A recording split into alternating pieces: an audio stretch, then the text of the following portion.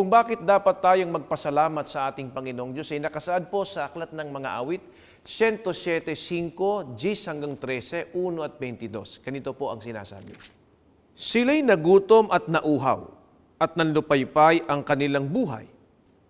Ang ilan ay naupo sa kadiliman at labis na kalungkutan. Mga bilanggong naghihirap dahil sa kadenang bakal. Pagkat sila'y naghimagsik laban sa mga salita ng Diyos at itinakwil ang payo ng kataas-taasan. Kaya pinagawa sila ng mabibigat na gawain. Sila'y nadupila at walang tumulong sa kanila.